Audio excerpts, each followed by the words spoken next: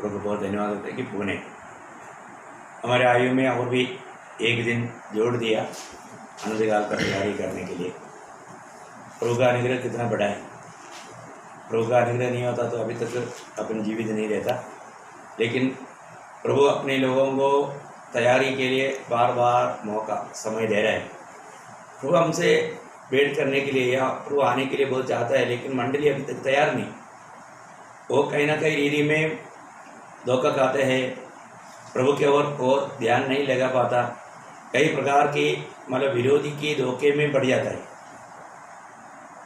तो विरोधी हमारे लिए हमारे विरुद्ध काम करता है, ये बात का ज्ञान तक बहुत लोगों में कम रहता है।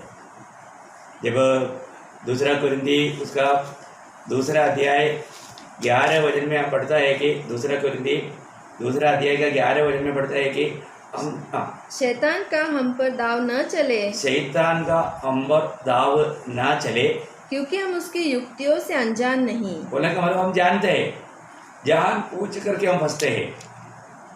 लोग जानते हैं कि कैसा हमारे विरोधी शैतान काम करता है, फिर भी जान पूछ करके उसमें जा के पड़ जाता है। तो हमारे जीवन में बहुत सावधान रहने का, क्योंकि कैसे भी हमें पाप करा करके प्रभु की संगति से दूर करना, ये शैतान का सबसे बड़ा लक्ष्य है। तो कुछ ना कुछ मतलब पवित्र लोगों के प्रति कुछ ना कुछ गड्ढा खोदने की कोशिश में रहता है। कई बातों में बहुत आसानी से लोगों को फंसाता है। तो आपको सबको मालूम है कि मतलब शैतान का हमेशा फंसाने वाला 3 जाल है। वो तो आपको याद है, पहला यूहन्ना 2 का 16 वचन में है ना, आंखों की अभिलाषा, शरीर की अभिलाषा, जीविका घमंड। ये तीनों जाल के अलावा एक नया जाल अभी तक शैतान ने नहीं बनाया। तो ये जाल में कोई ना कोई बातों में विरोधी लोगों को फंसाता है। तो हमें अपने जीवन को कितना हमें सतर्क रहना चाहिए, सावधान रहना चाहिए। प्रभु का वचन हमें मिल गया, ये वचन के द्वारा हमें कितना प्रभु का महिमा करके जीवन बिताना चाहिए। आज मतलब दुनिया भर में इस बाइबल देख करके, इस वचन देख करके इतने प्रकार का गलत उपदेश, गलत मतलब वचन का गलत व्याख्या करके लोगों को फंसाता है। सुनने वालों को बहुत सही लगेगा, क्योंकि वो लोग प्रभु का वचन में इतना निपुण नहीं, वचन का सच्चा अर्थ वो लोग नहीं जानता। तो इसलिए जो आत्मीय जीवन में उन्नति पाना चाहता है, उनमें से बहुत लोग ऐसे झूठे लोगों की बातों पर फंस जाता है, धोखे में डूब जाता है। तो हमको प्रभु में आने के बाद प्रभु का मतलब वचन में आगे बढ़ना चाहिए। अच्छा उपदेश बारे में आपको मालूम है, जो उद्धार पाए वो लोग फिर अपना मनमानी में भाग कर नहीं गया। आपको याद होगा प्रेरितों का दूसरा अध्याय का 41-42, प्रेषित चैप्टर 2 वर्स 41-42, जिसका नया जन्म हुआ था, जो लोगों का उद्धार हुआ था, जिन्होंने वचन ग्रहण किया था, उन्होंने क्या किया, बपतिस्मा लिया। बपतिस्मा लेने के बाद में वो लोग भी चला गया ऐसे नहीं, वो लोगों ने वहाँ पर 4 कार्य किया। वहाँ पर लिखा है प्रेरितों से शिक्षा पाने। देखिए पहली बात, प्रेरितों से शिक्षण प्राप्त किया। प्रियो, हमारा मसीह जीवन में अगर हमें शिक्षण नहीं मिला, प्रभु का सत्य वचन का सही उपदेश अगर नहीं मिला, धोखा खाएगा। हमें शिक्षण पाना चाहिए। इसलिए मंडली जीवन का बहुत बड़ा गहरा अर्थ यह है कि हमें मंडली में प्रभु का शिक्षण मिलता है, हमें उस शिक्षण को प्राप्त करना। वे लोग शिक्षण को प्राप्त करते थे संगति रखने। संगति, आपको मालूम है वो लोग संगति रखने में भी बहुत उत्सुक थे, तो एक भी संगति नहीं छोड़ते थे। संगति रखने, रोटी तोड़ने, और प्रभु में प्रभु यीशु मसीह हमारे लिए कालवरी सूली पर बलिदान हुआ, उसको याद करने वाला प्रभु का मेष में है।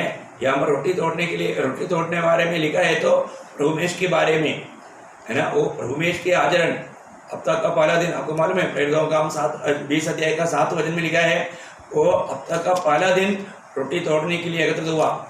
वो और मतलब पवित्र लोग हफ्ता का पहला दिन में विशेष करके रोटी तोड़ने की सेवकाई में वो लोग मिलते थे और प्रभु का महिमा करते थे। रोटी तोड़ने में, प्रार्थना करने में लवलीन रहे। प्रार्थना करने में लवलीन रहा, ये बहुत बड़ी बात है। प्रार्थना जीवन, आज बहुत लोगों के जीवन में कितना भी हम समझाओ, परंतु फिर भी उनका प्रार्थना जीवन बहुत कमी है। आप सोचिए, आप कहाँ तक एक सच्चा प्रार्थना जीवन बिताता है। कई लोग बोलते हैं कि मैं 1 घंटा 2 घंटा प्रार्थना करता हूँ, परंतु प्रभु के वचन के अनुसार हम 1-2 घंटा प्रार्थना करना काफ़ी नहीं। पुराने नियम का भक्त लोग हम देखते हैं कि दिन भर 3 बार करते थे, लेकिन आज हमारे लिए दिन भर 3 बार करना नहीं व्यवस्था, हमारे लिए निरंतर प्रार्थना करना व्यवस्था है। आपको याद होगा पहला थिस्सलुनीकियों उसका 5 अध्याय का 17 वचन में लिखा है, निरंतर प्रार्थना में लगे रहो। निरंतर प्रार्थना में लगे रहना, निरंतर, क्योंकि ये काम प्रभु यीशु मसीह में पिता का हमारे प्रति इच्छा है। कोई बात को लूका 18 का 1 में यीशु मसीह ने निरंतर प्रार्थना करने का एक दृष्टांत उस 18 अध्याय का 1 से 7 तक का वचन में लिखा है। मैं पुराने वचन पढ़ाना चाहता हूँ, उसका पहला वचन की पहला शब्द। फिर उसने उसके विषय में कि नित्य प्रार्थना करना, नित्य प्रार्थना करना, वहाँ पर जो नित्य प्रार्थना करना, वो वहाँ पर भी जो शब्द जो है निरंतर प्रार्थना करना, निरंतर प्रार्थना करने के बारे में वहाँ पर बताया। तो हमारे जीवन में एक निरंतर प्रार्थना जीवन हमें चाहिए। आज लोगों का जीवन में आपको मालूम है, प्रार्थना कम भी होगा तो वो एक सच्चा सामर्थ्यवान मसीह जीवन नहीं रहेगा। आज प्रार्थना का कड्डी, जब मत्ती 26 अध्याय का 41 वचन है ना, मतलब परीक्षा में क्यों लोग पढ़ते हैं, लोगों का जीवन में प्रार्थना नहीं है ना। मत्ती 26 का 41, जागते रहो और प्रार्थना करते रहो कि तुम परीक्षा में न पड़ो। देखो, परीक्षा में ना पढ़ो मतलब विरोधी कई प्रकार, नाना प्रकार की परीक्षा करके हम लोग याकूब 1-2 में निपटता है। नाना प्रकार की परीक्षा, इस नाना प्रकार की परीक्षाओं में हम ना पढ़ने के लिए, हम उसमें ना हारने के लिए, एक सच्चा विजयी जीवन बिताने के लिए हमें क्या चाहिए? प्रार्थना जीवन चाहिए। आज बहुत से मसीह लोगों के जीवन को देखो, उनमें आत्मिक जीवन में कोई सामर्थ्य नहीं, आत्मिक जीवन में एक अच्छा मतलब पुष्टि के जीवन, एक तंदुरुस्ती के जीवन बिताने वाले लोग बहुत कम हैं, क्योंकि उनका मतलब प्रार्थना जीवन बहुत कम है। आपको मालूम है, एक प्रभु का दास ने कहा है, prayerless life is powerless life, prayerful life is powerful life, है ना। हमारे जीवन में अगर हम प्रार्थना में अगर कमी रहेगा तो फिर हमारे जीवन में सामर्थ्य नहीं रहेगा, परंतु हम प्रार्थना में भरा रहेगा तो हमारा जीवन बहुत स्वर्गीय या आत्मिक सामर्थ्य से भरा रहेगा। तो बहुत अनोखी बात है। इसलिए इस जीवन में आज का दिन में, आज भी सुबह प्रभु ने जगाया, प्रभु ने जगाने के बाद में हमने प्रभु के साथ बात किया है क्या है, प्रभु हमसे बात किया है क्या, ये हमें सुनना चाहिए। अगर ऐसा अनुभव नहीं रहेगा तो बहुत धोखा हो जाएगा। तो हम लोग यही बात को देख रहा था कि एक सच्चा मसीह जीवन सिर को थामा रहता, सिर को थामा रहना। आज हम एक और वचन पढ़ेंगे, एफेसियों का पत्री उसकी 4 अध्याय उसका 14 से 16, एफेसियों उसका 4 अध्याय का 14 से 16।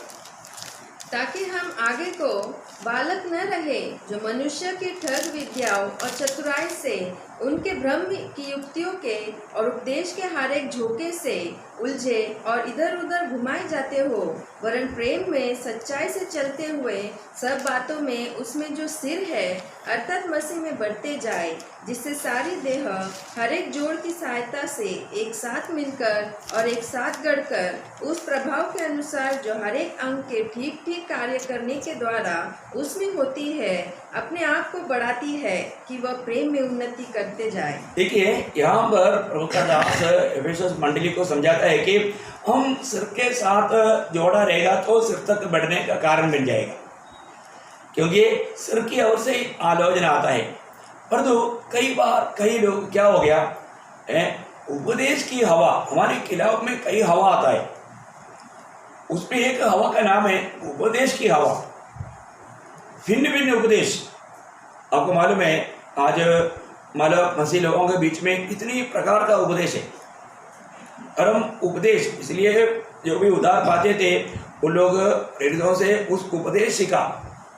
हमारे जीवन में उपदेश को जानना बहुत जरूरी बात है प्रिय, बहुत झूठा उपदेश है, और हमको सच्चा उपदेश अगर नहीं मिलेगा तो जीवन में सबसे बड़ा धोखा खाएगा। यहाँ पर 14 वचन वापस एक बार पढ़ना, एफेसियों 4 अध्याय का 14 वचन। ताकि हम आगे को बालक न रहे, आगे को बच्चा ना रहे, बालक ना रहे। बोलने का कारण क्या है? बच्चे लोग क्या होता है, छोटी छोटी बातों में गिर जाता है, गिरने का खतरा रहता है।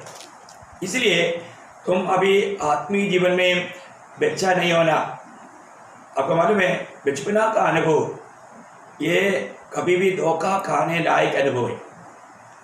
यहाँ पर एक विषय आपको मालूम है, जब माला कुरिन्दी उसका 3रा अध्याय का 1-2 वचन में भी कुरिन्द मंडली के बारे में प्रभु का दास को एक दुख है। बोलता है कि मैं तुझे अन्न खिलाना चाहा, पर तो अन्न खाने लायक तुम्हारा आत्मीय जीवन में ग्रोथ नहीं हुआ, उन्नति नहीं हुआ। पढ़िए उसको। हे भाइयों, मैं तुमसे इस रीति से बातें न कर सका जैसे आत्मिक लोगों से, परंतु जैसे शारीरिक लोगों से, और उनसे जो मसीह में बालक है। देखा, मसीह में बालक है, अभी भी उस बालकपना है, बचपना है। मैं तुम्हें आत्मीय गहरा बात को नहीं समझा सकता। प्रियो, हमारा आत्मीय जीवन को जरूर समझना है। मेरे आत्मीय जीवन में अगर मेरा उन्नति नहीं हुआ, मैं अगर आत्मीय जीवन में अगर नहीं बढ़ा, प्रभु हमको इस्तेमाल नहीं करेगा। और आत्मीय जीवन में कब बढ़ेगा? जब हम वास्तव में सिर के साथ जोड़ा रहे, प्रभु की आलोचना में बना रहे, सत्य वचन में, सच्चा उपदेश में बना रहेगा, तभी जाकर के हमारा उन्नति होगा। तो आज बहुत लोगों के जीवन में उनको उपदेश क्या है वो मालूम नहीं।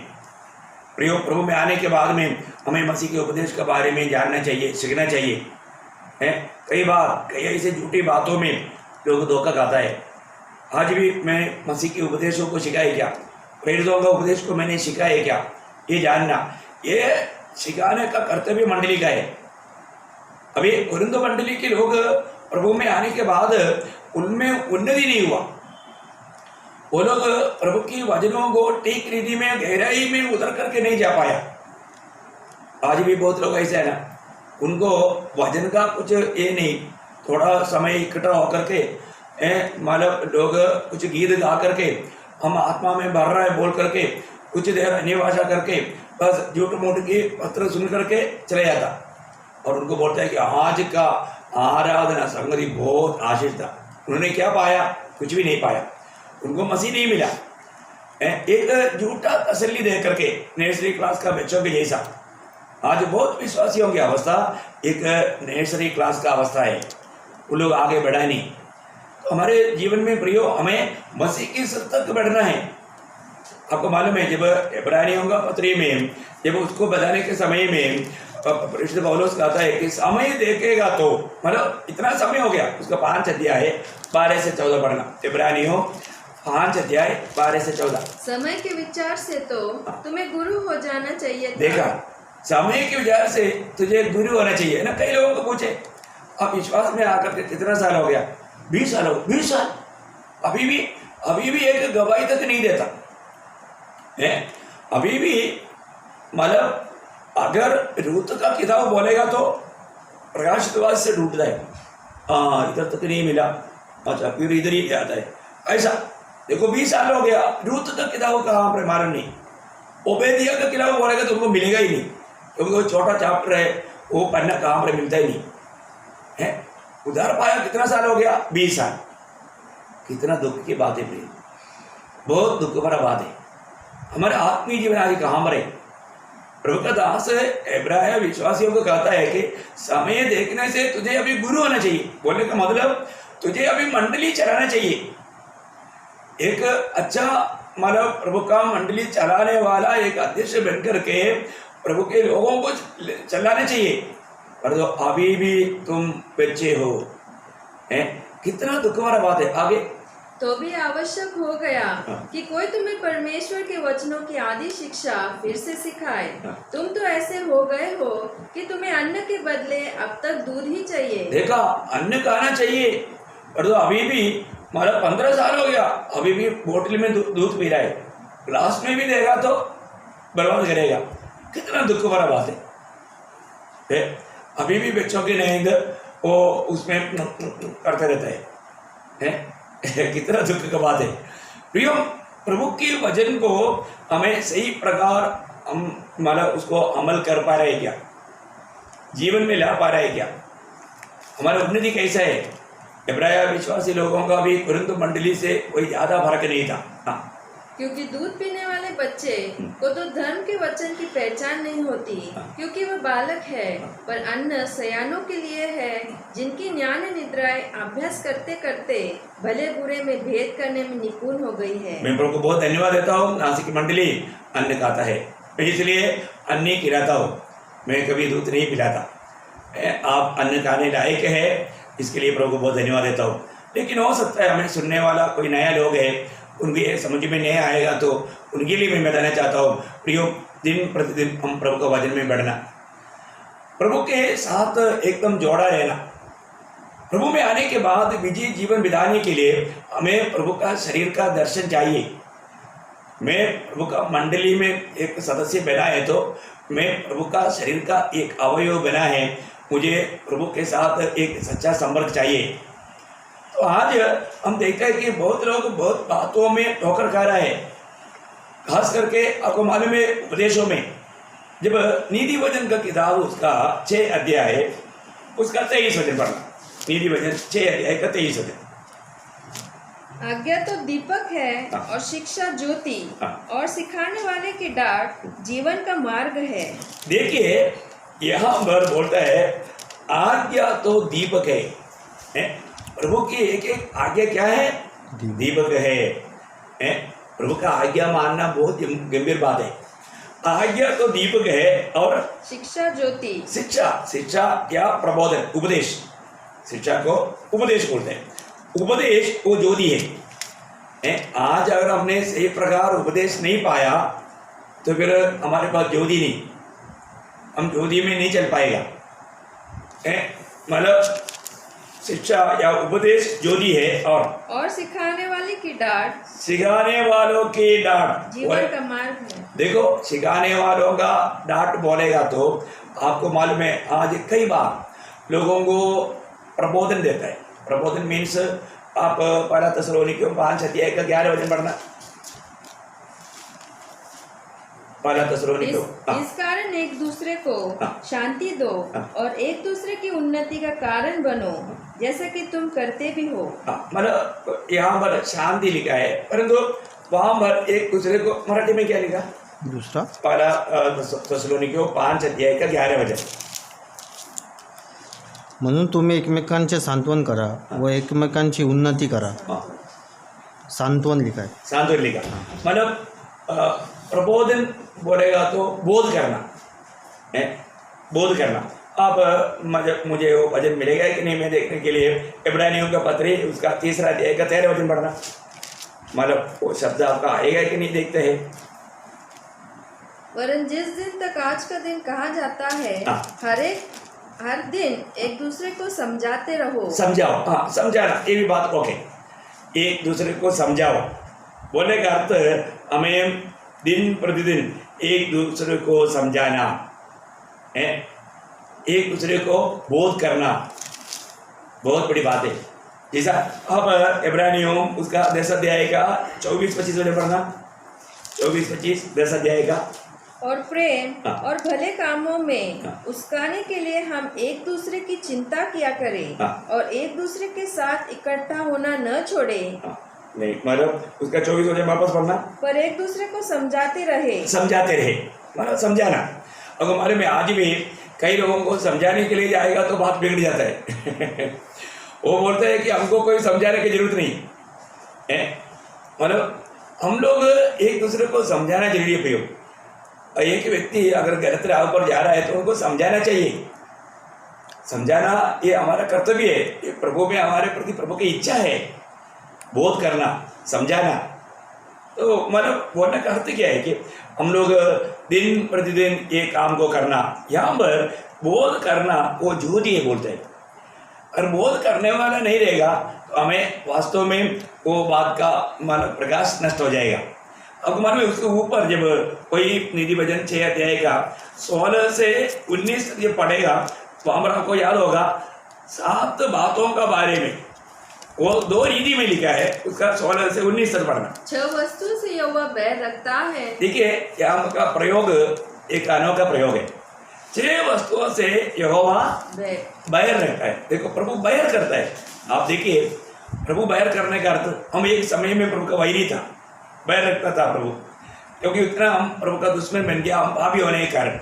हम वेरी होने की दिशा में प्रभु अपने एक पुत्र को पिता ने हमें आगे ले दिया, तो हम एक प्रकार वही नहीं था। प्रभु बैर रखता है, 6 वस्तुओं से प्रभु बैर रखता है, वरन 7 है जिनसे उसको घृणा है। और वो बोलता है 7 बातें हैं जिससे घृणा है। मतलब यहाँ पर बोला हुआ 6 बात को प्रभु बैर करता है, तो 7वां बात घृणा करने वालों में एक है, परंतु ये 6 का 6 भी घृणा करने वाला बात है। अब देखिए इसका मतलब क्या है कि एक व्यक्ति के जीवन में इस प्रकार का कोई भी अवगुण देखता है तो उसको समझाना हमारा काम है।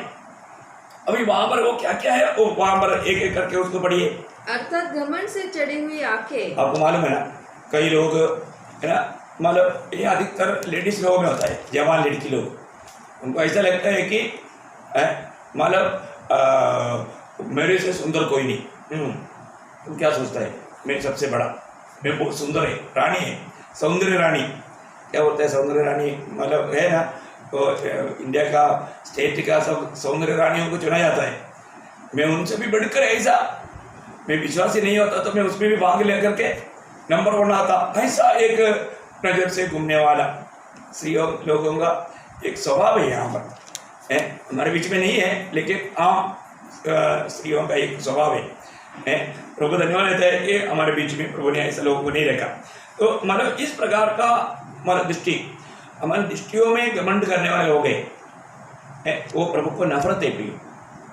और आगे झूठ बोलने वाली जीभ। आपको मालूम है झूठ बोलने वाला जीव, झूठ बोलने वाला स्वभाव आदि बहुत लोगों का एक भयंकर धोखा है प्रिय। आप ये जानना, प्रभु में आने के बाद झूठ बोलने के लिए शैतान को क्या बोला, झूठों का पिता।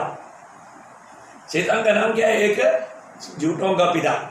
तो हमें झूठ बोलने के लिए पहले शैतान को हमारे जीव में लाना पड़ेगा, तभी वो झूठ बोल पाएगा। इसका मतलब इसलिए मालूम हम लोगों ने प्रकाशित वाक्य 21:8 में पढ़ा था, झूठ बोलने वाले लोग भी नरक की आग में जाएगा। है देखा, झूठ बोलने वाले लोग भी नरक में जाएगा। प्रियो, मसीह में आने के बाद में कभी भी हम झूठ का कार्य ना करें प्रियो। झूठों का भाग नरक का आग है। प्रभु को नफरत है प्रियो ऐसे लोगों से। कोई भी कारण हमें सच बोलना चाहिए। सच्चाई बोलने से कई लोगों को लगता है हमको नौकरी जाएगा, हमें बहुत नुकसान होगा। प्रियो, कुछ भी बात हो, प्रभु के लोग हमेशा सच्चाई बोलना।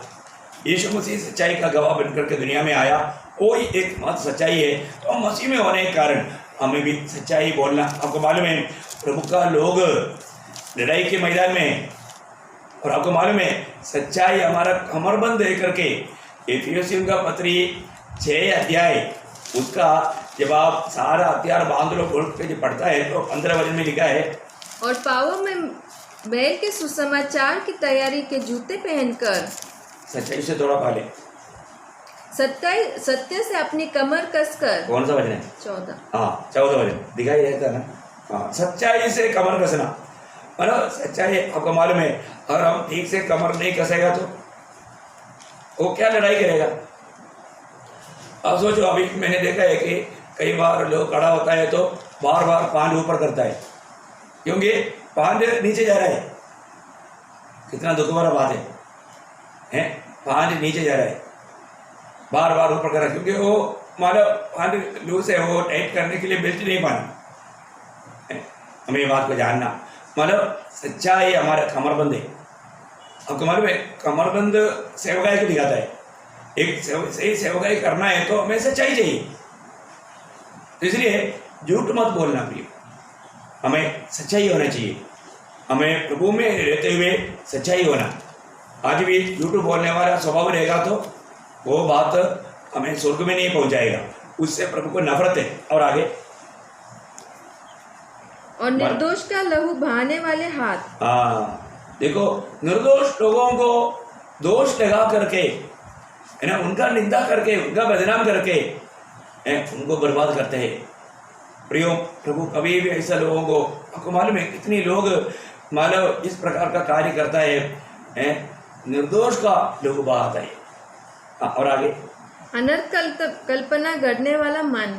अनर्थ कल्पना, हृदय में हमेशा बुरी बातें, बुरी विचार, बुरी भावनाएं ऐसा दूसरे को धोखा दे करके मैं अपना फायदा उड़ाऊँ, सिर्फ वो स्वार्थी होकर के दूसरे को गिट्टे में गिराने की योजना में आजकल कितना मतलब खून होता है। ये सब दुष्ट लोगों का इस प्रकार का अनर्थ करना के कारण होता है। कितना भयंकर बात है। ऐसे लोग प्रभु की दृष्टि में घृणित है प्रियो। और आगे बुराई करने को वेग दौड़ने वाले पाँव। देखा, सच्चाई के मार्ग पर नहीं, प्रभु का भजन सुनाने के लिए नहीं है, आपके मार्ग में भागने वाला लोग आज दुनिया भर में हमें बात को देखता है। और आगे झूठ बोलने वाला साक्षी। झूठा गवाही है, सच्चाई नहीं, झूठ बोल करके लोगों के सामने अपने आप को महान दिखाने के लिए प्रयास करने वाला लोग, कपटी लोग, कपटदार है ना। कई लोग प्रभु में आएगा, खास करके मैं आपको बताना चाहता हूँ, कोई हिंदू कुटुंब से आया है तो क्या बोलता है, मैंने कन्याकुमारी से लेकर के जम्मू तक सारे मंदिर में घूमता था, वो कभी भी दिल्ली तक भी नहीं गया होगा, लेकिन बोलेगा क्या जम्मू तक, मतलब मैं इतना मतलब धर्म की रीति में मैं भक्ति करता था बोल करके गवाही देगा। क्योंकि मैंने ऐसे लोगों का गवाही सुना है। कई लोग हिंदू बैकग्राउंड से आया, वो कभी भी केरला तक भी नहीं गया, मतलब दिल्ली के मतलब नॉर्थ में रहने वाले लोग हैं, हिमाचल में रहने वाले लोग, वो बोलता है कि मैं मतलब हिमाचल से कन्याकुमारी तक मंदिर में जाता था, काम जाता था। मतलब ये सुनने वालों को क्या लगता, अरे उसका धर्म की भक्ति में कितना मतलब, अरे तो ये झूठा गवाही लोगों को मतलब ऐसा धोखा देने वाला बातें प्रियो, ये सारे बात प्रभु को नफरत है प्रियो। ऐसे गवाहियों से, उस प्रकार का गवाही दे करके लोग प्रभु में विश्वास करेंगे क्या है। सुनने वालों को भी मालूम पड़ता है कि नहीं ये व्यक्ति कुछ तो झूठा ही बोल रहा है। तो सबसे अच्छी बात है कि हम प्रभु में जो सच्चा गवाही है वो बताओ है। मैं एक पापी था, प्रभु ने मेरे जीवन को बदला, आज हाँ मैं मतलब पहले मूर्ति पूजा करता था, वो बात बोलो। पर तो इतना झूठा कहानियाँ क्यों बोलता। पर तो बहुत लोग ऐसा बजा करके लोगों के सामने अपने आप को परम भक्त दिखाना चाहता है। साधारण लोगों से मैं बड़ा भक्तिमान है करके दिखाने के लिए कोशिश करता है।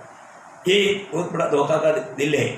और आगे और भाइयों के बीच में झगड़ा उत्पन्न करने वाला मनुष्य। देखा, भाइयों के बीच में झगड़ा उत्पन्न करने वाला मनुष्य। आप देखिए, मैं एक बात आपको बताना चाहता हूँ, कभी भी प्रभु का जन का बीच में झगड़ा का काम करने वाला, दूसरे को ठोकर खिलाने वाला प्रियो, प्रभु कभी भी ये बात नहीं सुन सकता। एक हमारा जो भी काम है उसमें किसी प्रकार भी प्रभु में विश्वास किया हुआ एक व्यक्ति को हम ठोकर नहीं बनना चाहिए।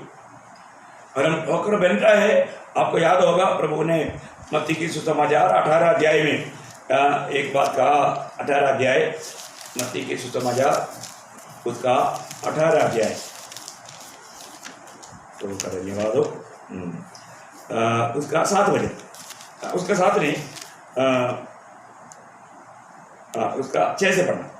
पर जो कोई उन छोटों में से जो मुझ पर विश्वास करते हैं एक को ठोकर खिलाए, उनके लिए भला होता कि बड़ी चक्की का पाट उसके गले में लटकाया जाता और वह गहरे समुद्र में डुबाया जाता।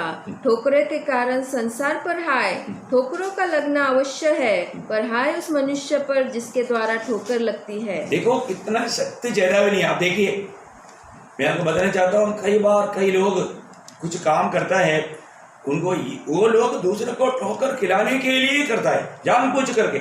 वो कैसा आत्मा में है। मैंने ये बात को देखा है कि खास करके प्रियो, प्रभु स्वर्ग में झगड़ा होता है क्या?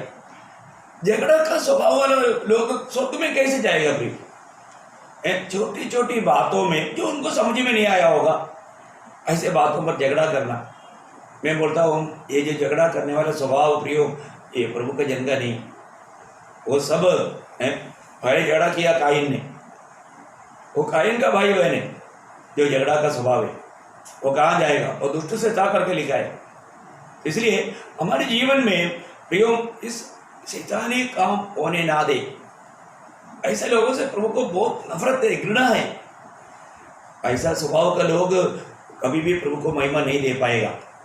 और प्रभु की अधीन या प्रभु के शरीर में रहने वाला व्यक्ति ऐसा कर भी नहीं सकता, क्योंकि प्रभु का अंग स्वर्ग हमारे शरीर का अंग बना हुआ लोगों को हमारा ले चलने वाला प्रभु है, प्रभु की आत्मा है। इसलिए मैं आपको बताने का अर्थ क्या है कि ऐसा बोध करना, कोई व्यक्ति के जीवन में ऐसा कोई कमी रहे उसको समझाना, ये हमारा कर्तव्य है। क्योंकि कई लोगों के जीवन में ऐसा हो सकता है, क्योंकि आपको याद होगा जब पहला थिस्सलुनीकियों 5 अध्याय में उसका 14 वचन से पढ़ना, पहला थिस्सलुनीकियों 5 अध्याय का 14 वचन से। हे भाइयों, हम तुम्हें समझाते हैं कि जो ठीक चाल नहीं चलते, जो ठीक चाल नहीं चलते उनको समझाओ, उनको समझाओ, उनको समझाओ। आजकल हम कितना भी समझाने से भी लोग नहीं समझता। प्रियो, हम जो समझा लोग क्या है आजकल का, आपको मालूम है बच्चों का स्वभाव क्या है कि बच्चा लोग सोचता है कि हम सब जानता है, इन लोगों को कुछ भी नहीं आता। देखो, शैतान ऐसा एक लोगों का अंदर ऐसा घमंड डाला है, हम सब जानता है, इनको कुछ भी नहीं आता, इसलिए वो बात नहीं मानता। ऐसा कभी ना करे।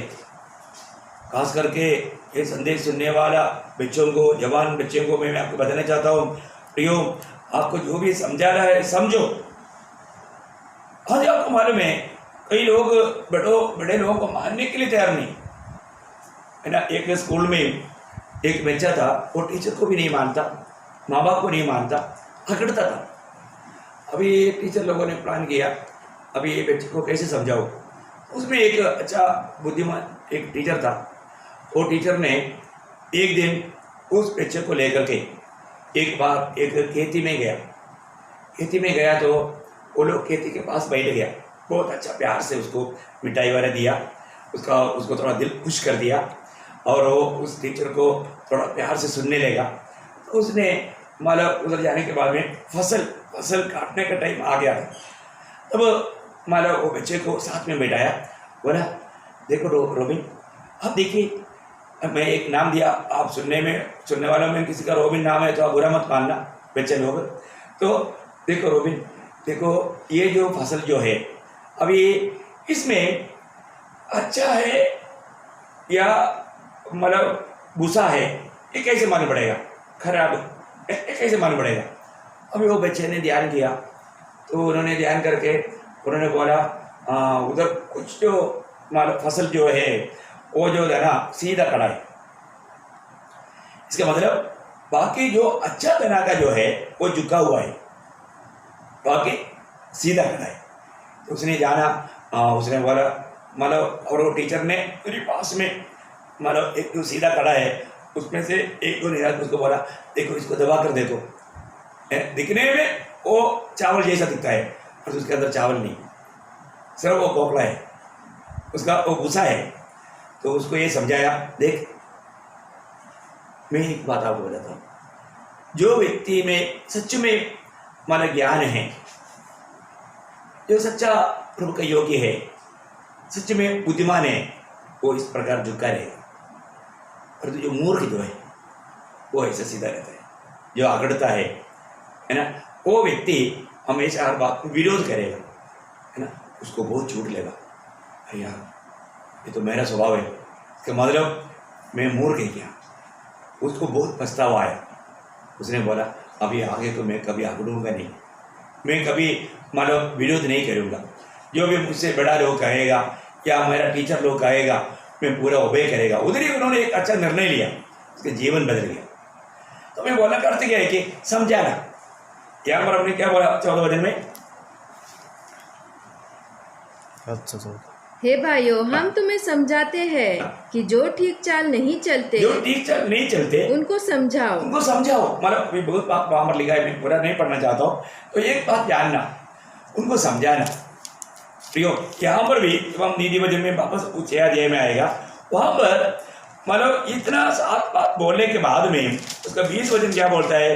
नीति वचन उसका 6 अध्याय का 20 वचन, हे मेरे पुत्र, मेरी आज्ञा को मान और अपनी माता की शिक्षा को न तज। देखा, मतलब बोलता है कि तेरा पिता की आज्ञा को मान, तेरा पिता की आज्ञा को मान। मराठी में कैसे लिखा? तो आपल्या बापाच्या आज्ञा पाळा. बापाचा, इथे बापाचा नहीं आया, कोई बात नहीं। तो बापाचा मतलब माँ बाप का बात मानना, ठीक है। बहुत सुंदर रीति में आज बहुत से बच्चे लोग हैं प्रियो, माँ बाप का बात नहीं मानता, हमेशा विरोध करता। देखिए एक बात जानना, प्रभु का वचन क्या कहता है, वापस पढ़ना उसको। हे मेरे पुत्र, मेरी आज्ञा को मान मेरी आज्ञा को मतलब पिता का आज्ञा मान, और अपनी माता की शिक्षा को न तज। हाँ, माँ ने भी जो कहा उसको नहीं त्यागना। मेरा बेटे, मेरा बेटी, ये बात को ध्यान करके सुनो। और आगे, इनको अपने हृदय में सदा गांठ बांधे रहो। हाँ देखो, माँ बाप जो भी बोलता है वो हृदय में गांठ बांध कर रखना, जाने नहीं देना। हाँ, और अपने गले का हार बना ले। हाँ, वह तेरे चलने में तेरी अगुवाई हाँ। और सोते समय तेरी रक्षा हाँ। और जागते समय तुझसे बातें करेगी। देखा कितना सुंदर बात है। मैं आपको बताना चाहता हूँ, हमारे जीवन में प्रभु का वचन से आने वाला प्रबोधन या समझाने वाले बात, वो समझना प्रिय, उसको कभी भी तुच्छ नहीं करना। तो मैं एक बात आपको बताना चाहता हूँ, उपदेश अगर सच्चा नहीं है तो वहाँ पर लोग बर्बाद हो जाता है ना। इसके विषय में आपको मालूम है, पुराना नियम में भी बार बार प्रभु का आने वाला एक बात था। यिर्मयाह नबी की किताब, उसका 6वां अध्याय, उसका 8 वचन पढ़ना। यिर्मयाह 6:8।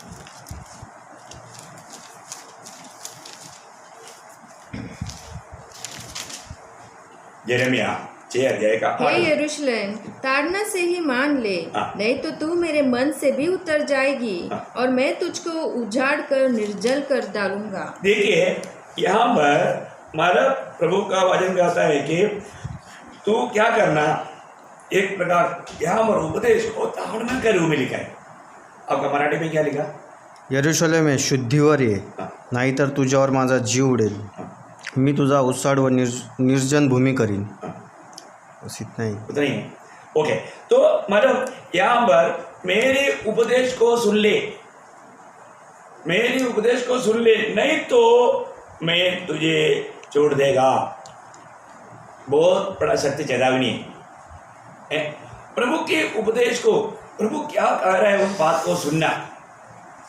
आज बहुत लोग, मतलब मलयालम में बहुत अच्छी तरह आया है कि मेरा उपदेश को तुम स्वीकार ले, जो तुझे समझा रहा है वो समझ ले। बहुत बड़ी बात है। आज भी प्रभु जो समझा रहा है बहुत लोग समझने के लिए तैयार नहीं, प्रभु का सत्य वचन को मतलब पालन करने के लिए तैयार नहीं। प्रभु का वचन को जानना जरूरी बात है। वही मतलब यिर्मयाह नबी की किताब 32 का 33 पढ़ना, 32 का 33। उन्होंने मेरी और मुंह नहीं हाँ। वरन पीठ ही फेर दी है। हाँ। यदि मैं उन्हें बड़े यत्न से सिखाता आया हूँ, मैं बड़ी यत्न से सिखाता आया हूँ, तो भी उन्होंने मेरी शिक्षा को नहीं माना। देखा, मेरी शिक्षा पर उन्होंने नहीं मन लगाया, उन्होंने अमल नहीं किया। मराठी में पढ़ना। त्यांनी माझ्याकडे तोंड नव्हे तर पाठ फिरवली. हाँ। मी त्यांना बोध केला. मैंने तुमका बोध किया, वो शब्द है बोध। मैंने उनको बोध किया, मैं उसको समझाते रहा, मैं उसको बेदाते आया, तो भी मोठ्या निकडीने मी त्यांना शिकवत गेलो तरी ते बोधाकडे कान देईनात. देखा, कभी भी उन्होंने उस बोध किया, वो बातों पर कान नहीं लगाया, उन्होंने मन नहीं लगाया। तो आज ऐसे कितने ऐसे लोग हैं, बहुत लोगों के जीवन में उन लोगों का ठोकर खाने का कारण क्या है? उन्होंने इस बोध को, इस प्रबोधन वचनों को, मतलब उनको जो समझाया गया था, इन शिक्षणों को उन्होंने अमल नहीं किया। मैं आपको बताना चाहता हूँ, हमारे जीवन में प्रभु जब हमें शिक्षण देता है, प्रभु के वचन जब हम सुनता है, उन वचनों को हम किस रीति में लेता है। एक बात मैं आपको पूछूं, अभी इतने दिनों से इतना वचन सुन रहे हैं, और तो कितना बातों में आपका मन भरावट हुआ? क्या आपका जीवन की कोई भी व्यक्ति प्रभु ने नहीं दिखाया? इस वचन देख सुनने के समय में आपका जिंदगी का कई गलत बात जो प्रभु नहीं चाहता वो जीवन में हो रहा है, वो बात प्रभु ने समझाया होगा ना। और तो आपने कितनी बातों में वचन सुन करके अपना मन फिरा, अपनी गलती को प्रभु के सामने कबूल किया। प्रियो, आज भी बहुत लोग सिर्फ वचन सुनता है पर तो अपना गलतियों को कबूल नहीं करता। ऐसा कोई एक दिन नहीं प्रियो जिस दिन प्रभु हमको नहीं समझाता, हमें नहीं बताता, हमारा गलतियों के बारे में नहीं सुनाता। जरूर सुनाता है, लेकिन क्या है कि हम इतना गौर दे करके उन बातों को सुनता नहीं, क्योंकि हमें ध्यान से सुनने वाला एक आदत नहीं, उस बातों को अमल करने का एक निर्णय नहीं। आज भी कितने लोग ये संदेश सुनने से पहले दिल में यह निर्णय लिया, प्रभु आप मुझसे बोलना, जो भी आप आता है प्रभु वो पूरा दिल से मैं मानने के लिए तैयार हूँ, ऐसा दिल के साथ आप ये वचन सुन रहे हैं क्या? ऐसा ये तो जरूर प्रभु आपके साथ बात करेगा, परंतु आप सर अपना ज्ञान बढ़ाने के लिए हाँ देखते हैं क्या सुनाता है, आज क्या बोल रहा है, मैं देखता हूँ। प्रियो, ये भावना से आप प्रभु का वचन सुनेगा तो प्रभु आपसे बात ही नहीं करेगा। हो सकता है ये वचन सुनने से आपको कुछ ज्ञान बढ़ेगा, परंतु आपको अनंत जीवन की लाभ नहीं मिलेगा। हमेशा जब भी हम प्रभु के उपस्थिति में आता है, हमें उस वचन के अनुसार जीवन बिताने का एक निर्णय लेने के लिए, उस प्रकार एक समर्पण करने के लिए दिल चाहिए। इसे आपको सबको मालूम है, जब मरियम के पास प्रभु का वचन आया, स्वर्गदूत वचन लेकर आया, वो जो वचन बताया उन्होंने क्या बोला है? लूका पहला अध्याय का 38 वचन, 37 38 दोनों पढ़िए। क्योंकि जो वचन परमेश्वर की ओर से होता है वह प्रभाव रहित नहीं होता। मरियम ने कहा, देख मैं प्रभु की दासी हूँ, मुझे तेरे वचन के अनुसार हो। हाँ देखा, मतलब मैं प्रभु का दासी हूँ, क्योंकि ये वचन प्रभु की ओर से है, वो व्यर्थ नहीं जाएगा, इसलिए उसके अनुसार मेरे जीवन में होने दो। मतलब उस वचन को मरियम ने स्वीकारा, मरियम ने वो वचन को स्वीकारा। हमने शुरुआत में भी प्रेरितों का हम दूसरा अध्याय का 41 में हम पढ़ा था, इन्होंने जो वचन सुना उन्होंने वचन को ग्रहण किया। वचन को ग्रहण करने का अर्थ एक प्रकार यीशु मसीह को ग्रहण किया। आपके अंदर वचन है तो वहां पर यीशु मसीह है ही, क्योंकि वो प्रभु यीशु मसीह वचन है। आप इसलिए मैं आपको बताना चाहता हूँ प्रियो, आज ये वचन सुनने के समय में आप ये वचन को ग्रहण करता है क्या? आज बहुत लोग मसीह जीवन में क्यों ठोकर खाता है? आपको याद है पहला पत्रोस दूसरा अध्याय 8 वचन में लिखा है, वे लोग वचन ना मानने के कारण ठोकर खाते हैं। अब देखिए, वचन सुनना कहा भी नहीं, ऐसे लिखा ना, क्योंकि वे तो वचन को न मानकर ठोकर खाते हैं। देखा, ना मानकर ठोकर खाते। देखिए भैया, वचन प्रभु ने हमारे पास क्यों भेजा? ये वचन मानने के लिए भेजा, ये वचन को स्वीकारने के लिए भेजा। इस वचन के द्वारा हम शुद्ध और सिद्ध होने के लिए भेजा। आपको मालूम है वचन की एक खूबी क्या है? वचन हमें शुद्ध करता है। शुद्ध कब होगा? जब हम वो वचन के अनुसार हम अपना कदम बढ़ाए, है ना। यूहन्ना 17:17 में प्रभु ने पिता के साथ प्रार्थना में क्या बोला? कि सत्य के द्वारा उन्हें पवित्र कर, क्योंकि तेरा वचन सत्य है। ऐसे है, सत्य के द्वारा उन्हें पवित्र कर, तेरा वचन सत्य है। देखा, मतलब पिता से पुत्र इस दुनिया में रहकर अपनी प्रार्थना में कहता है कि तू सत्य के द्वारा उन्हें पवित्र कर, क्योंकि तेरा वचन सत्य है।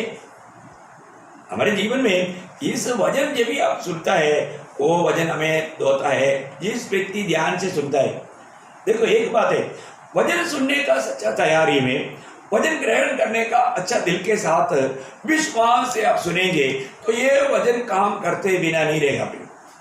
परंतु आप सिर्फ प्रभु का वचन सुनना है, आज प्रभु का वचन सुनना है, नहीं तो शायद प्रभु का दास फोन करके पूछेगा वचन सुना है क्या? मैंने पिछले दिन में पूछा ना एक व्यक्ति को, उन्होंने बोला हाँ मैंने वचन सुना, परंतु क्या सुना मालूम नहीं। इसके मतलब क्या है कि उन्होंने मोबाइल ऑन करके अपना काम करते रहा, उन्होंने वचन पर ध्यान नहीं किया। वो वचन से प्रभु ने उनसे क्या कहा उन्होंने ध्यान नहीं दिया। क्या फायदा भी? आज आप प्रभु का वचन सुनने के बाद में कल से बढ़कर के आज आपके जीवन में कुछ बदलाव हुआ है कि नहीं? और आपका जीवन दिन प्रतिदिन ये वचन के अनुसार नहीं बदलता है तो प्रियो, आपके जीवन में प्रभु का कुछ भी काम नहीं होता। हमें दूसरा कोरिन्थियों 3 अध्याय का 18 वचन के अनुसार अंश अंश करके हमें बदलना, अंश अंश करके बदलने का अर्थ जैसे जैसे वचन के प्रकाश प्रभु आपको देता है उसके अनुसार आपका जीवन बदलना चाहिए। उसके अनुसार आपका जीवन बदल रहा है कि नहीं, ये बात को परखो। आप जब तक ऐसे दूसरा कोरिन्थियों 3 अध्याय का 18 वचन, हम उसी तेजस्वी रूप में अंश अंश करके बदलते जाते हैं। इस जीवन में हम एक दिन में मसीह के स्वभाव में नहीं बदलेगा, एक दिन में नहीं बदलेगा। हमारे जीवन में दिन प्रतिदिन हमारा जीवन बदलते जाना है। जो भी प्रभु अपने वचन भेजता है वो वचन के अनुसार हमारे जीवन को हमें बदलना है। प्रभु का वचन जो कहता है वो सच्चाई पर हमें विश्वास करना। इस कारण आपको बताना चाहता हूँ, हमारे जीवन में कहाँ तक रोज बदलता है। वचन आएगा वो जीवन बदलेगा। वचन हमारा जिंदगी को बदलता है। और आप वचन सुनने के बाद में आपके जीवन में कुछ भी बदलाव नहीं हुआ, इसका मतलब आप प्रभु की आत्मा में होकर के प्रभु का जान करके वचन नहीं सुना है ना। जब पढ़ा थिस्सलुनीकियों 2 अध्याय का 13 वचन में, मतलब थिस्सलुनीकियों मंडली को प्रभु का दास क्या लिखता है, जब मैंने तुम्हारे बीच में आकर जब प्रचार किया वो मेरी वचन नहीं प्रभु का वचन जान करके तुम लोगों ने उस पर विश्वास किया, तो तुम्हारे जीवन में वो वचन का काम हुआ। एक गवाही देता है, पढ़िए उसको। इसलिए हम भी हाँ। परमेश्वर का धन्यवाद निरंतर करते हैं कि जब हमारे द्वारा परमेश्वर के सुसमाचार का वचन तुम्हारे पास पहुंचा। देखा, हमारे द्वारा परमेश्वर की सुसमाचार का वचन तुम्हारे पास जब पहुंचा तो तुमने उसे मनुष्य का नहीं हाँ। परंतु परमेश्वर का वचन समझकर हाँ। और सचमुच यह ऐसा ही है ऐसा ही है ग्रहण किया। इसलिए वो वचन तुम्हारे जीवन में प्रभाव का कार्य करता है। बहुत तुम्हारे जीवन को ऐसे भी बात है ना, और वह तुम विश्वासियों में जो विश्वास रखते हो देखा, प्रभावशाली है। प्रभावशाली है। बहुत सुंदर बातें हैं। वो जो वचन अगर हम विश्वास से सुनेंगे, आज भी वचन सुनने से पहले हमें वो विश्वास चाहिए। आज भी प्रभु मेरा जीवन को जान करके, मेरा दिल की अवस्था जान करके प्रभु मेरे से बात करेगा। क्योंकि मैं आपको शुरुआत में बोला, प्रभु ने और एक दिन दिया। किसने दिया? अनंत काल की तैयारी के लिए। अनंतता का तैयारी। अनंतता का तैयारी क्या है? हमें यीशु मसीह के जैसा बनना, उसकी जीवन में स्वभाव में उसके जैसा बनना। प्रभु उसके लिए हमें वचन दे रहा है। प्रियो, इस वचन को अगर हम लापरवाही करें, इस वचन को अगर हम थामे नहीं रहेगा, इस वचन में बना नहीं रहेगा, आप सच्चाई को जान नहीं सकता। आपका जीवन एक सच्चाई जीवन, एक सच्चा आजादी की जीवन नहीं हो सकता। आप अभी भी कई प्रकार का गुलामी में रह सकता है। आपको सच्चा आजादी के जीवन बिताने के लिए आपको मालूम है 2 बातें यहाँ पर ध्यान देने वाली बात है। एक हमारा 2 कुरिन्थी 3 अध्याय का 17 वचन, जहाँ पर प्रभु की आत्मा है वहाँ पर आजादी है। क्या लिखा? 2 कुरिन्थी 3 का 17, प्रभु तो आत्मा है हाँ। और जाते प्रभु का आत्मा है वह स्वतंत्रता है। स्वतंत्रता है। देखिए, ये स्वतंत्रता प्रभु की आत्मा में रहने वाला, आत्मा के अनुसार चलने वाले लोगों में ये स्वतंत्रता का काम है। पर जो इस स्वतंत्रता का कारण क्या है? इस स्वतंत्रता का कारण प्रभु का वचन है ना। यूहन्ना का सुसमाचार 8 अध्याय उसका 31-32 वचन। देखिए, आज आप इस भारत में रहता है और जो अभी भी आप आजाद है क्या है? सच्चा आजादी भाव से मिलने वाला आजादी है, और ये प्रभु यीशु मसीह के द्वारा ही मिलता है। उत्तरों तुझे स्वतंत्र करेगा। तो आप 31-32 पढ़ने से पहले उसका 34 वचन पढ़ना, वही अध्याय का 8 अध्याय का। यीशु ने उनको उत्तर दिया, मैं तुमसे सच सच कहता हूँ कि जो कोई पाप करता है वो पाप का दास है। देखो, पाप का वो दास है। गुड़ा में वो व्यक्ति जो भी पाप कर रहा है, आपको मालूम है ये वचन सुनने के बाद में अगर आपने ऐसे नहीं किया तो वो पाप है। वो पाप करने वाला पाप का दास है। ये दास उससे स्वतंत्रता कौन रहेगा? उसका 36 इसलिए यदि पुत्र तुम्हें स्वतंत्र करेगा तो सचमुच तुम स्वतंत्र हो जाओगे। देखा, प्रभु यीशु मसीह ही हमें स्वतंत्र कर सकता है। इसका मतलब प्रभु यीशु मसीह की इस सत्य वचन को सुनने वाला व्यक्ति सच्चा आजादी पाएगा और वो आत्मा में जीवन बिता पाएगा। अभी उसका 31 पढ़ना। यदि तुम मेरे वचन में बने रहोगे। देखा, ये किसको प्रभु कह रहा है? प्रभु यीशु पर विश्वास किया हुआ विश्वासियों को कह रहा है। केवल विश्वासी लोग क्या नहीं करता? प्रभु के वचन में बना नहीं रहता। प्रभु का वचन में बना रहना ये मौत की बात है। प्रभु यीशु मसीह आज भी हमसे जो भी बात करेगा वो प्रभु का वचन के द्वारा बात करेगा। वचन जो भी आता है उसको अमल करने वाला एक स्वभाव हमारा होना चाहिए। हम प्रभु का संतान होने के कारण, हम प्रभु का जन होने के कारण, प्रभु का चेहरा होने के कारण, एक सच्चा मसीह होने के कारण हमें प्रभु का वचन को मानने वाला एक अनुभव या स्वभाव चाहिए। आगे बढ़िए। तो सचमुच मेरे चेहरे ठहरोगे, तुम सत्य को जानोगे और सत्य तुम्हें स्वतंत्र करेगा। देखा, सत्य तुम्हें स्वतंत्र करेगा। प्रभु का वचन सत्य है, ये ताया हुआ है। एक सच्चा आज़ादी का जीवन बिताने के लिए हमें प्रभु का वचन में बना रहना, इसलिए वचन के द्वारा हमें मिलने वाला उपदेश। प्रियो, आज बहुत लोग, मैं इसलिए आपको ये बताना चाहता हूँ, ये जो उपदेश के विषय में लोग डगमगाया जाता है, एक एक उपदेश आएगा उस उपदेश के पीछे जाएगा। मुझे ऐसे बहुत लोगों को मालूम है कि वो लोग मुझे एक कई परिवार को मालूम है, वे लोग पहले असेंबली ऑफ गॉड में था, फिर यहोवा विटनेस का लोग आया, उन लोगों की संगति में आ गए, उनके पीछे गया, फिर बाद में उन लोगों को उल्ली जीसस के लोग मिला, उनके पीछे गया। देखो इसका मतलब क्या है कि अभी वो उधर भी नहीं इधर भी नहीं कहीं भी नहीं, आकर भटक गया। एक बात जानना भी हो, उपदेश को जानना, प्रभु का सत्य वचन को थामा नहीं रहेगा तो आप प्रभु के राज्य में नहीं मिलेगा और प्रभु आपके साथ नहीं रहेगा। मैं कुछ बात आपको बताना चाहता हूँ। जब इब्रानियों का पत्री 13 अध्याय का 9 वचन, बहुत ध्यान से सुनना, क्योंकि हम प्रभु में आने के बाद प्रभु के सत्य उपदेश में बना रहना सबसे बड़ी बात है। नाना प्रकार के विचित्र उपदेशों से न भरमाए जाओ। देखो नाना प्रकार के विचित्र उपदेश, नाना प्रकार के विचित्र उपदेश। आज आपको मालूम है, आपने आज नया नया कितने प्रकार का उपदेश निकलते आ रहा है।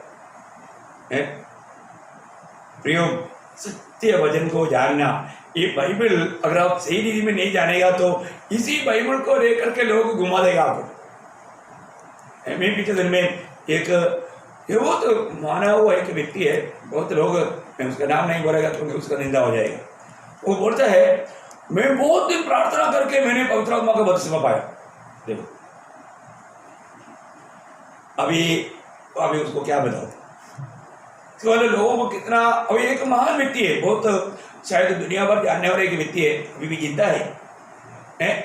वो बोलता है, मैं कुछ ऐसे लोगों के बीच में था कि वो आत्मा को ही नहीं मानता था। देखो वो भी कितना गलत बात है। प्रियो, विश्वासी लोग ऐसे कौन व्यक्ति है जो आत्मा को नहीं मानता? सब लोग आत्मा को मानते हैं प्रियो। हाँ, वो जो शायद सोचा होगा वरदानों के ऊपर या अन्य भाषा के ऊपर, वो बात अलग है। प्रियो, आत्मा, प्रभु के लोग आत्मा को नहीं मानता, ऐसा कैसे बोल सकता है? ये एक बड़ा गलत इंजाम हो गया। परंतु वचन के खिलाफ ऐसा लोग बोलेगा तो बहुत लोगों के अंदर एक बहुत बड़ा एक धोखा भावना आएगा। एक बात मैं यहाँ पर बताना चाहता हूँ, आपको जो भी नया जन्म पाया है, नया जन्म पाया वो लोग प्रभु की आत्मा पाया वो लोग है, और नया जन्म पाया वो लोगों को प्रभु ने जो मंडली में, प्रभु की मंडली का अगर आप एक सदस्य है तो मंडली का सदस्य कैसे बनते हैं आपको मालूम? आपको मालूम है ना, मंडली बोलेगा तो प्रभु क्या शरीर है। प्रभु के शरीर की भाग बनाने के लिए प्रभु करने वाला बात है पवित्र आत्मा का बपतिस्मा। नया नियम आप अच्छी तरफ सीखो, और नहीं जानेगा तो ये कोई प्रार्थना करके पाने वाला बात नहीं है। प्रियो, आप प्रार्थना करके उद्धार पाया क्या? आपका नया जन्म कैसे हुआ? ये प्रभु का अनुग्रह से हुआ। प्रियो, उसी समय में जो पहला कुरिन्थी 12 अध्याय का 13 वचन में इतना साफ लिखा है। देखिए, अगर आप उद्धार पाए व्यक्ति है तो आपको पवित्र आत्मा का बपतिस्मा प्रभु ने दिया, तभी आप प्रभु का मंडली का सदस्य बना। देखो, ये काम प्रभु करता है, प्रभु यीशु मसीह करता है। एक बात जानना प्रियो, यहाँ पर धोखा कभी ना खाए।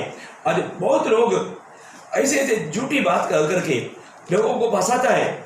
उनके जीवन में जरूर वो कुछ और पाया होगा, और जो प्रभु की आत्मा की बपतिस्मा जो व्यक्ति प्रभु को ग्रहण करके नया जन्म पाता है, उसी घड़ी में, क्योंकि आपको मालूम है, जैसा ये जो कुरिन्थियों को पढ़ने से पहले आपको याद है, प्रेरितों का दूसरा अध्याय का 47 में क्या लिखा? जितने लोग उद्धार पाते थे उनको प्रभु मंडली में मिलाता था, कलीसिया में मिलाता था। कलीसिया क्या है? प्रभु का शरीर है। कैसे प्रभु ने मिलाया? इसका मतलब प्रभु ने उसको कैसे मंडली में मिलाया, वो बात का सही व्याख्या बाइबल में दिया। आप बहुत ध्यान से पढ़ना, पहला कुरिन्थी 12 अध्याय 13 वचन। क्योंकि हम सब ने क्या यहूदी हो क्या यूनानी, क्या दास क्या स्वतंत्र, एक ही आत्मा के द्वारा एक देह होने के लिए बपतिस्मा लिया। देखिए, पवित्र आत्मा का बपतिस्मा किस लिए आपको समझ में आया? पवित्र आत्मा का बपतिस्मा एक देह होने के लिए। हाँ, ये बात है। यदि आप प्रभु की मंडली के सदस्य होता, आप कभी भी ऐसा नहीं बोलता। आपको आज आप प्रभु की, आपको ये दूसरा अपनी मंडली बना रहा होगा, वो बात अलग है। वो मंडली आज कितने लोग बाबेल बना रहे हैं। प्रियो, प्रभु की मंडली वो एक ही शरीर का अंग है। आपको जानना चाहिए, यूनिवर्सल चर्च है और स्थानीय मंडली भी है। स्थानीय मंडली भी प्रभु का शरीर को प्रतिनिधित्व करके, प्रभु यीशु मसीह को प्रतिबिंबित करके जीना चाहिए। तो सबसे बड़ी बात, इस विषय में बहुत लोगों ने ठोकर खाया है, धोखा खाया है। मैं आपको बताना चाहता हूँ, आप इस सच्चाई को वचन के द्वारा जानना। अगर आपने कब पाया बपतिस्मा, मतलब कब पाया आत्मा? आत्मा आपने किस समय में पाया? आप थोड़ा सोचो। जो व्यक्ति प्रभु यीशु पर विश्वास किया, उसी समय में मिलने वाला बात है आत्मा। आपको याद होगा जब प्रेरितों का उसका 19 अध्याय का दूसरा वचन में, जब प्रेरित पौलुस एफेसुस में जब चल रहा था, वहां पर कुछ विश्वासियों को मिला। उनको पूछने वाला एक सवाल है, क्या तुमने विश्वास करते समय पवित्र आत्मा पाया? हाँ, देखिए अभी यहाँ पर मतलब उन लोगों को पूछ रहा है कि क्या तुम लोगों ने विश्वास किया, तुम लोगों ने पवित्र आत्मा पाया? क्योंकि विश्वास ही है तो उन लोगों ने आत्मा पाया होना चाहिए। प्रियो, आत्मा पाने के लिए आपको 40 दिन उपवास करने की जरूरत नहीं। आत्मा पाने के लिए आपको प्रार्थना करने की जरूरत नहीं। जो भी व्यक्ति प्रभु यीशु मसीह मेरा प्रभु है, मेरा उद्धार करता है, वो मेरे पापों के लिए दुनिया में आकर के कालवरी सूली पर बलिदान हुआ, ये सच्चाई पर विश्वास करने वाला हर एक व्यक्ति को प्रभु अपनी आत्मा दान में देता है करके बाइबल कहता है। मैं आपको कुछ वचन आपको जल्दी देता हूँ आपको ये समझने के लिए कि आप गलातियों का पत्री 3 अध्याय का 2 वचन पढ़िए। गलातियों 3 का 2। इतना साफ बात है। मैं तुमसे केवल यह जानना चाहता हूँ कि तुमने आत्मा को क्या व्यवस्था के कामों से या विश्वास के समाचार से पाया? देखो, एक बड़ा सवाल है। कोई भी व्यक्ति अपनी बड़े कामों के द्वारा पवित्र आत्मा नहीं पा सकता, ये सबको मालूम। फिर कैसे मिला? विश्वास की समाचार सुनने से या प्रभु यीशु मसीह के बारे में सुनने के द्वारा। उसकी 14 वचन पढ़ना, देखिए उसका व्यवस्था रूट प्रभु का दास ने वहां पर क्लियर किया गलाती मंडली को। गलातियों 3 का 14। यह इसलिए हुआ कि अब्राहम के आशीष मसीह यीशु में अन्य जातियों तक पहुँचे और हम विश्वास के द्वारा उस आत्मा को प्राप्त करें। देखा, विश्वास के द्वारा उस आत्मा को प्राप्त करें। कौन सा आत्मा को प्राप्त करना? ये भी एक सवाल है ना। यीशु मसीह ने वायदा दिया हुआ आत्मा को प्रभु के आखिरी दिन में, यूहन्ना का सुसमाचार 7 अध्याय उसका 39 वचन पढ़ना। देखो प्रियो, इतना क्लियर वचन में दिया है। अब इस वचनों को ठीक से जानो, धोखा में मत पड़ो प्रियो। आपका नया जन्म हुआ है तो आप प्रभु की आत्मा पाया। प्रभु की आत्मा पाया बोलेगा तो यीशु मसीह आपके अंदर है। यीशु मसीह अंदर है तो फिर आपको क्या चाहिए? और आप बताओ, यीशु मसीह आपके अंदर है तो फिर अभी यीशु मसीह के द्वारा चलाया जाना हमारा काम है। अभी यहाँ पर यीशु मसीह ने प्रभु के आखिरी में खड़ा होकर के आत्मा पाने के विषय में जब कह रहा है, वहां पर क्या कहा आप ध्यान से सुनो। यीशु मसीह ने क्या बोला? यूहन्ना 7 अध्याय 39। उसने ये वचन पवित्र आत्मा के विषय में कहा जिसे उस पर विश्वास करने वाले पाने पर थे। कौन पाने पर था? विश्वास करने वाला। देखा कितना सरल बात है। प्रभु यीशु मसीह पर विश्वास करने वालों को मिलने वाला आत्मा। प्रियो, प्रभु का वचन में लिखा हुआ व्यवस्था को मत तोड़ो। प्रभु यीशु मसीह की शिक्षण को सही प्रकार ग्रहण करो। एक और भी मैं संभव बताता हूँ, प्रेरितों का उसकी 11 अध्याय उसका 17 वचन पढ़ना। कितनी अनमोल बात है। अब इससे ज्यादा अभी क्या चाहिए? मतलब वचन से बहुत अच्छी रीति में, बहुत सरल रूप में मैं आपको प्रकट मतलब आपको समझा रहा हूँ। अब ध्यान से सुनिए प्रियो, किसी प्रकार के झूठे उपदेशों में मत पड़े। इस विषय में बहुत आत्मिक दुनिया में, हमारा आत्मिक लोगों के बीच में बहुत झूठा सिस्टम चलता है। मैं वो बातों को मतलब थोड़ा थोड़ा करके मैं आपको समझाना चाहता हूँ। इवन अगर आपको किसी को भी जानने की इच्छा है तो मैं आपको बार बार बोलना चाहता हूँ, आप मुझे फ़ोन करके पक्का पूछना। आप पढ़िए उसका 11 अध्याय का 17 वचन। जब परमेश्वर ने उन्हें भी वही दान दिया जो हमें प्रभु यीशु मसीह पर विश्वास करने से मिला था। देखा, तो इसका मतलब प्रेरित लोगों ने भी कैसे पाया? ये पत्रोस का गवाही है। देखिए, जो प्रेरित लोगों ने पेंतुकोस के दिन में कैसे पाया? विश्वास के द्वारा। तो अन्य जाति के लोग, कॉर्नेलियस का घर के लोग कैसे पाया? विश्वास के द्वारा। देखिए, वो वचन आप इतना क्लियर बात है। हम सब अन्य जाति के लोग हैं प्रियो, यहूदी लोग छोड़कर बाकी सब लोग दुनिया में सब अन्य जाति है। तो हम लोगों को भी प्रभु का आत्मा पाने का व्यवस्था क्या है? विश्वास के द्वारा। देखिए, प्रभु यीशु मसीह के शिक्षण से आगे मत जाओ। मैं वो बात मैं आपको कल और भी गहराई बताऊंगा। प्रियो, उपदेश की हवा में लोग डगमगाया जाता है। बहुत प्रकार का उपदेश की हवा है, बहुत प्रकार का उपदेश है। मैं आपको बताना चाहता हूँ, झूठे उपदेशों में मत फंसो प्रियो। ऐसे बातों में जाएगा तो आप अनुग्रह से वंचित हो जाएगा। मैं बोला ना, एक बार मुझे बॉम्बे में गया तो अपने एक भाई ने बोला, हमारे एक विश्वासी जो हमारा अरब देश में था, वो उधरी एक यहूदी विश्वासी मिला। वो यहूदी विश्वासी ने क्या बोला कि तुम जब तक खतना नहीं लेगा तुम्हारा उद्धार नहीं होगा, तुझे खतना लेना ही पड़ेगा। आप देखो, वो खतना के पीछे जोर दिया तो वो विश्वासी ने सोचा सही बात है, क्योंकि ये यहूदी है, यहूदी को ज़्यादा सम्मान करता ज़्यादा। तो उन्होंने यरूशलेम में, इस्राएल में जाकर के खतना लेने के लिए निर्णय लिया। पर तो अच्छा हुआ, वो जाने से पहले दिन में उधरी बॉम्बे में पहुंचा था। उधरी पहुंचा तो मतलब वो भाई ने मुझे बोला, ऐसे से व्यक्ति अभी अपना विश्वासी अभी खतरा लेने के लिए जा रहा है। मैं बोला, अरे बाप रे, क्या बात है? इसका मतलब उसको क्या है, वजन का मालूम नहीं, वजन का शिक्षण ठीक से नहीं पाया, क्योंकि वो नया विश्वासी था। उन्होंने उनको भड़काया। मैंने बोला, भाई, फिर मेरे से बात कराया। मैंने से बात कराया तो फिर उनसे बात किया। तब मैं उनको समझाया, भाई, वो खतना का अर्थ तक का अलग बात है। खतना मतलब प्रभु ने अब्राहम के लिए दिया वो एक चिन्ह था, वो तो इस्राएल के लिए है, मंडली के लिए नहीं। फिर मैंने वचन से अभी आपको अनुग्रह से वो लोग वंचित कर रहा था, है ना। गलातियों का पत्री 5 अध्याय का 4 वचन। देखिए, कितना भयंकर बात है। मसीह से अलग और अनुग्रह से गिर गए हो। देखिए, उसको 3 से पढ़ेगा। फिर भी मैं हर एक खतना करने वाले को जताए देता हूँ कि उसे सारी व्यवस्था माननी पड़ेगी। तुम जो व्यवस्था के द्वारा धर्मी ठहरना चाहते हो, मसीह से अलग और अनुग्रह से गिर गए हो। देखो अभी वो कहाँ पर ले जा रहे हैं? वापस व्यवस्था के अंदर है। वो व्यवस्था के अंदर ले जा रहे हैं उसको। और व्यवस्था के द्वारा कोई धर्मी बनेगा क्या? कभी नहीं। वो भी एक बड़ा गहरा बात है। एक्चुअली मतलब ये जो खतना का विषय तक बहुत गंभीर है प्रियो। ये शरीर की खतना की बात नहीं, ये हृदय की खतना है। रियल जो खतना का लोग कौन है? जो नया जन्म पाया वो लोग है। वो सब एक छाया था। मतलब ये भी बात प्रभु जैसे अनुमति देगा मैं आपको कल बताएंगे। मैं आपको बताना चाहता हूँ प्रियो, ये सारे बात को ठीक से जानो। किसी प्रकार का झूठे उपदेश में मत फंसो प्रियो। उन लोगों का कहने के अनुसार जल्दी भाग सकता है जिसको वचन में ज्ञान नहीं है। तो इसलिए हमें मानव शिक्षण प्राप्त करना जरूरी बात है।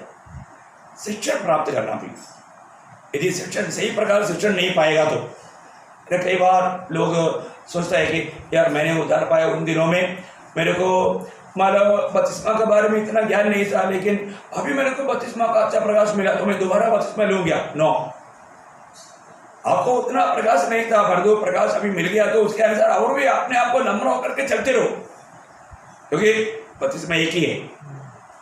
वो प्रभु यीशु मसीह को धारण करने के बाद में, प्रभु में विश्वास करने के बाद में, पछतावा करके पापों के लिए मर गया, इसके बाद लेने वाला वो तो आपने लिया। पर जो आपको बहुत बातों का ज्ञान मिलते रहेगा, इसके अनुसार बार बार आप बपतिस्मा लेना, डुबकी लेना, ये प्रभु का वचन नहीं। और ऐसा भी लोग करता है, ये सब वचन का अज्ञान है। एक प्रभु का निंदा की बात है, ऐसा मत करो। ऐसा लेने से आप कोई ज़्यादा पवित्र नहीं बनता या प्रभु का दिल को आनंदित नहीं करता, उससे बढ़कर प्रभु का दिल को दुख देता है। इसलिए मैं आपको बताना चाहता हूँ कि हमें प्रभु का सत्य वचन में बना रहना। कोई यीशु मसीह को मतलब उस सिर को थामा रहना।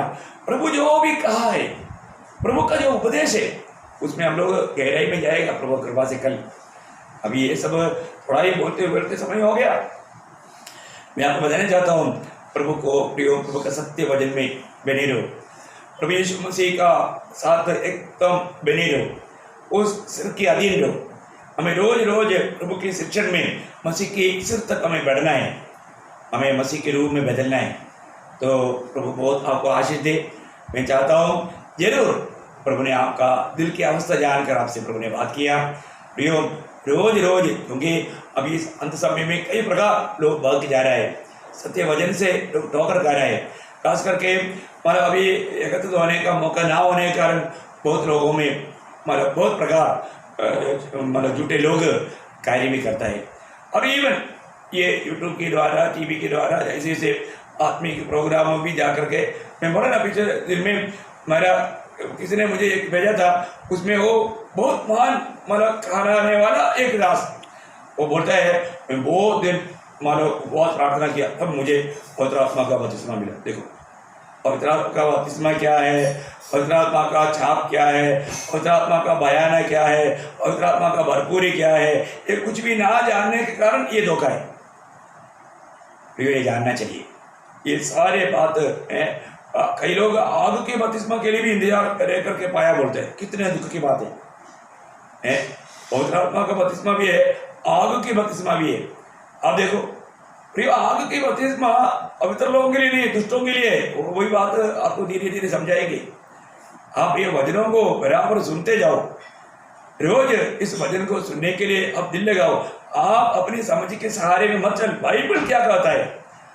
आप हमेशा ये संदेश सुनकर देखना, आपको जो भी बात आएगा क्लियर, साफ, सुंदर, एकदम थोड़ा भी मिलावट नहीं, बिना मिलावट का सत्य वचन आपको सीखने के मौका है। ये प्रभु ने आप लोगों को दिया हुआ एक बड़ा अनुग्रह है।